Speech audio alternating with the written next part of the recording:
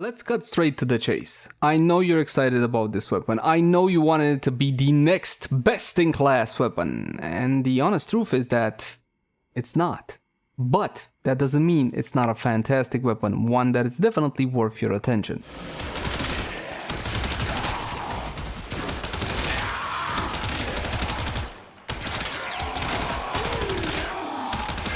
Hey guys, welcome back. As always, my name is Leyzar, and today we're going to be diving deeper into the Incarnon Soma Prime. I'm going to be having an endgame setup and a couple of variations on it depending if you're going to be going for the normal form, the Felarch style, or are you going to be going for the Incarnate form. That said, we're still going to be going through everything that you need to know, what evolutions to pick, how a build would look like, and what kind of performance you can expect out of the weapon. So with that out of the way, let's jump into the Incarnon Soma Prime. Let's begin by checking out how the weapon handles without any mods equipped, and for that, just a couple of regular free shots. The Incarnon Soma is going to be very similar to the regular Soma. This is a automatic weapon, my friends, an automatic rifle with a hit scan attack, very easy to aim. The recoil is basically a little bit of jiggle from side to side, but as you can see, 70-meter test, most of the bullets will be landing roughly within the crosshairs. As soon as you use the Incarnon Genesis Adaptor on your weapon, you're going to be getting the fancy new crosshairs that changes configuration as soon as you go into aim mode, as you do want to go for headshots. Going for headshots, not body shots, will be getting you a little bit of load on the bar right underneath your crosshairs. With any level of load, you can go Incarnate form, and in Incarnate form, the weapon's look and functionality changes. The best way I can describe this one is as an accurate automatic shotgun. This is what it is with a hit scan attack. As you can see, this was still 16-17 meters till the target. Full fire rate, as you can see, the weapon is extremely accurate, and your damage went up significantly from 24 all the way to 1920. So that's a huge damage jump. Keep that one in mind for later. Not only that, the weapon by default is going to be firing 8 pellets, so like I said before, it is a bit of a shotgun, and it does have a little bit of recoil. However, at full fire rate, you don't have any issue whatsoever. The weapon is somewhat being stable. The full charge is going to be 200, which is absolutely fantastic, the same amount as your normal Soma that has a 200 magazine, so you can fire to your heart's content. The level 1 evolution simply enables the transformation, and as I stated before, you gotta go for headshots. At level 2 is your first real option. First of all, you got this one, which is best in slot Fortress Salvo, increases damage by 12, that is a flat amount, with armor over 454 meters worth of punch through. This is fantastic, I tested it and it works beautifully well. And the second one is gonna be called Fortifying Bloodshed. Increases damage by 10, so a little less, but on bleed kill 100 overshield. Great, overshield is fantastic in Warframe, so if you need a source of overshield, this is gonna be something you wanna go for, but of course we're gonna be going with Fortress Salvo. Tier 3 is the usability tree for these Incarnate weapons, and the Soma is no exception. First option is gonna be minus 50% recoil, then increases accuracy by 50%, and finally rapid reinforcement, 50% reload speed. Reload speed is fantastic if you wanna increase the speed at which the weapons transform. Also, if you wanna play the normal form, that reload speed can actually come in quite useful. As for the increased accuracy, there is two schools of thought here. Guys that like to aim and go for headshots, you're gonna be going for this one, but if not, if you keep the pellet approach of the weapon, it's gonna be easier to get an actual headshot, but you're still not gonna be as precise. So essentially, if you know you can aim, you go with accuracy. If not, you go without it. I'm gonna be going with this one, Kinetic Battle, minus 50% weapon recoil. Of course, you can also slot in the Excellent slot something similar to get mostly the same effect. As before, it doesn't really matter, dealer's choice.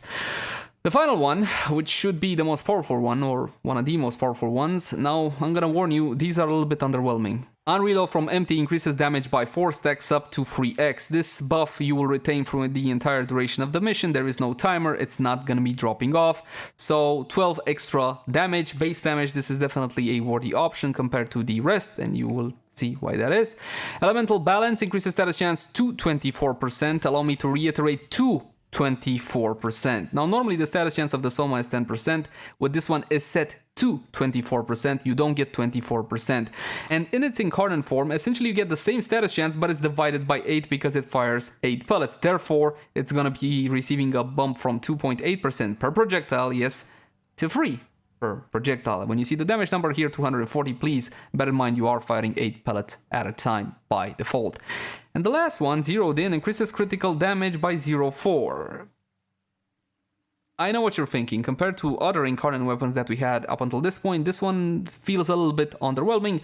For the time being, I'm gonna be going with zeroed in, and I'll explain my choice just a tad later. As for a build for the Soma Prime, if you just got the weapon, rest assured it's a fantastic weapon, but if you haven't gotten to the Incarnate part just yet, if you're more of a newer player coming to the game, link the cards right now for a full and detailed guide on the Soma Prime. This is gonna be strictly endgame setup for the Incarnate form. And since we're talking about a maxed out setup, we're gonna be going for something like this. Oh, Riven, I don't want a Riven, I don't have a Riven. In that case, you can simply replace it with a bit more flat damage, like Serration, or more multi-shot. Even Shred is definitely not a bad idea. Now let's talk about the following mod, Hatasatia. Hatasatia is a mod we hoped would work on the Incarnate form of the Soma. It does not. It does not function. As soon as you go into its Incarnate form, the buff disappears. It has no effect, but it's still gonna work in its normal form, and we're gonna come back around to this one. So the build will look something like this. You got your critical chance, you got your critical damage. Feel free, by all intents and purposes, if you don't want to sacrifice the fire rate, you can simply go with point strike instead of critical delay. It's not gonna be a huge change. The base critical chance of the Incarnate form, as you probably eyeballed it earlier, is only 10%, so that's a little bit problematic, especially considering that they disabled the Hata Satya.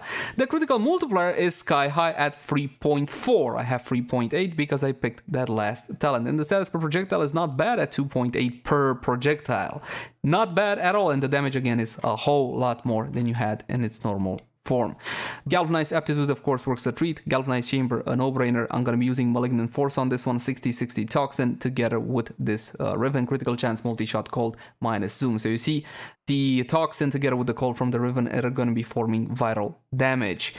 As for the Bane mod, if you don't like Bane mods, as before, you can replace this one quite nicely by something like Hammer Shot. It's not a horrible idea. You can get more multi-shot with Vigilante Armaments or flat damage with Serration. Definitely go for that approach. Or you can even get more critical damage with bladed rounds, considering that you might use the weapon predominantly in its normal form. As for its Incarnate form, as you can see, it doesn't have a whole lot of critical chance per se. We can still get crit from outside sources, from bonus additive after like Arcane Avenger or the Kavat buff or even Harrow, so we can get it to 100% through tricks, because at the end of the day that critical multiplier is high and that base damage is super high. 1.7 might not seem like a lot, but you are firing right now 22.2 multi-shot without Galvanized Chamber being stacked. In the extra slot, Primary Merciless is going to be definitely the way to go. If you want a raw damage approach, which you can, especially for the Incarnate form, you can switch this puppy out for something like Deadhead. And you can even play around with Primary Frostbite if you want to try to make it into a cold dealing weapon. Cold damage dealing weapon. Now I'm going to be showing you performance like this, and then we're going to have a bit of a chat, because I can already feel your disappointment, but you really shouldn't, because the weapon is great. I want to show you performance in its normal form and its Incarnate form as well. So first I'm going to be loading up the weapon. We got to stack it, because keep in mind this is a galvanized setup, yes?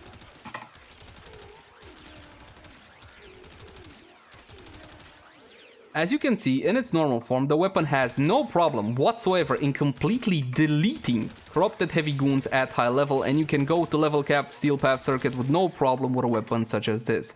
One slight issue, there is no area of effect on this one. Granted, but when it comes to single target potential, this one is definitely up there with some of the best. We're gonna be respawning the targets one more time, and this time I'm gonna be showing you fully charged, fully stacked Incarnate form. Because at the end of the day, that is the point of Incarnate weapons. Yes, unless it's the Felarks. I want you to take note of how beefy the actual hits are, because this one hits a whole lot harder in terms of damage. You can build this one into flat damage and just go for the raw strength approach, because this is a shotgun. It's a pretty goddamn accurate shotgun for what it is. I can fire it from all the way over here, no problem whatsoever. But essentially the weapon plays into raw damage. So if you want to drop the whole, hey, no more hunter munitions, the crit is not fantastic. Are there any forced impact procs? Nah, no forced impact procs on this one. Hunter munitions is still the way to go. But if you don't want to take that approach, then you can flip it around and go for raw damage strictly for the Incarnate form. And the build will look something like this. We're gonna be going for corrosive damage with the two 60-60 mods. You will be better served by 90 mods for a raw damage approach, but I'm gonna have to reformat, so for the time being, we're gonna be testing it like this. Serration for a bit more flat damage along with galvanized aptitude instead of merciless. This time, as stated before, we're gonna be going with primary deadhead, and the riven has been swapped out as well for multi-shot and critical damage, which is not exactly ideal in this case, but out of all the rivens I got to test, this one might actually work. Hold on. That's like that. And do I have a dash polarity? 17 out of 18. You gotta be kidding me. I'm missing one. A few moments later. Not missing one anymore. So there you go. Now let's test out the weapon again and see how she performs. Again, this build is more catered towards a raw damage approach. It's not necessarily ideal per se, but the performance will be pretty much indicative.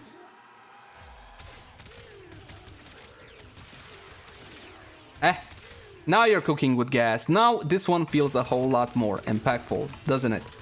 So you can go for an approach such as this if you want to use the weapon's Incarnon form. It's not a bad weapon by any stretch of the imagination, and the Soma Prime is significantly more powerful than it ever was with the Incarnon Adaptor installed. But I still believe that this one, in its current state, should be used in its normal form with a Hunter munition setup, and of course that fantastic augment, the Hata Satya. You're gonna be looking at something like this. It's pretty similar to the initial build, except that we dropped the Bane mod and replaced it with the Hata Satya. This is an augment you can get from Father over on Deimos. It's absolutely fantastic. Now, you gotta bear in mind that when it comes to Bane mods, a faction modifier is absolutely huge for something like a Vital Slash approach like we're doing now. But if you're gonna be going for Steel Path Circuit, level cap and all whatnot, the fodder enemies there are corrupted, the enemies that are gonna be dying regardless. The tougher enemies count as frags, and the Bane mod doesn't really do anything to them. So in that case, I would not be using a Bane mod. I don't want you to underestimate the power of these things, but there's a time and a place. And they are annoying as if. As an alternative to the Riven, you can use your Bane mod, or you can use something like flat damage with Serration. Keep in mind that this Riven actually allows me to make Vital with a single mod. This being a galvanized setup, I'm gonna have to get a couple of kills in order for it to be in full swing. Not only that, it's a Hata Satya build, and being a Hata Satya build, I'm gonna have to stack it up. The Hata Satya goes to a massive 500%. That is guaranteed red crit territory, baby. Absolutely bloody beautiful. And the more I fire, the more it stacks, the more the weapon goes absolutely bonkers. Look at that.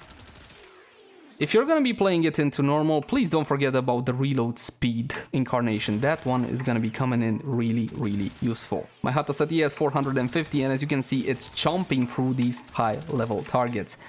A flat damage build in a vid will look a whole lot more powerful, but Vital Slash approach simply scales better. It is the honest truth.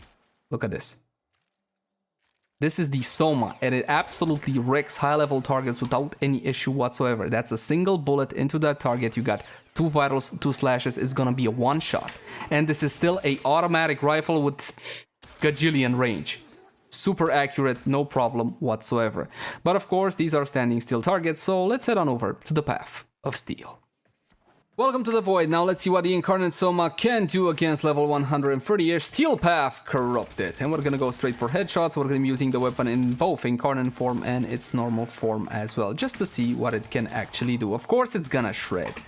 Let me make one thing clear. The weapon is capable of doing whatever content that Warframe has to offer. You can go through essentially everything. It absolutely annihilates whatever stands before you.